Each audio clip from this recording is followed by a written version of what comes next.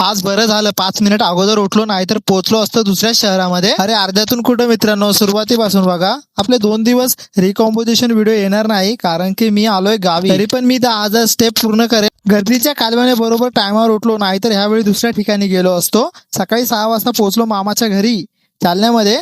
आराम केल्यावर 11 वाजता आलेला अमोल मला पिकअप करण्यासाठी लग्नाच्या लोकेशन मध्ये जाण्यासाठी. कारण आज होतं आपल्या अक्कीचं लग्न, तर मी जाणार होतो नांदेड लोहाला. जालन्यावरून 4 व्हीलरने.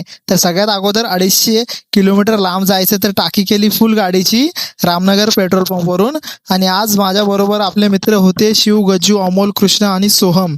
याबरोबर ट्रिप एन्जॉय करत करत आपण पोहोचलो डायरेक्ट लग्नाच्या लोकेशन जवळ. हॉलच्या जवळ आणि हॉलच्या आजूबाजूला लग्नाचे बॅनर लावले होते सगळीकडेच. आम्ही जायच्या अगोदरच भाईचं लग्न झालेलं. 4 तास प्रवास करून आम्हाला भूक लागलेली, तर अगोदर आम्ही जेवण करून घेतो, नंतर भावाला भेटू.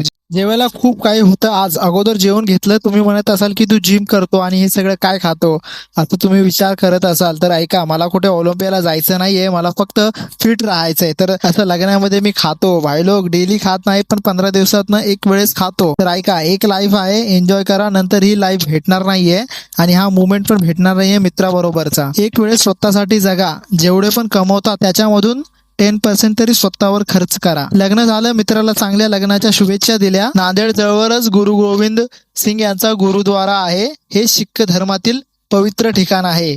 तर तिथे जाऊन मी माझे जेवढे पण स्वप्न आहेत त्यासाठी प्रे केली.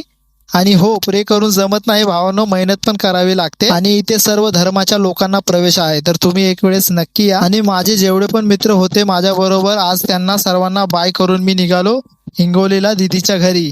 दीदीच्या घरी येऊन संध्याकाळी जेवण केलं मस्तपैकी आणि आजचे 10 स्टेप पूर्ण केले. चला मित्रांनो, भेटूया पुढच्या व्हिडिओमध्ये. व्हिडिओ आवडला असेल तर फॉलो करायला विसरू नका.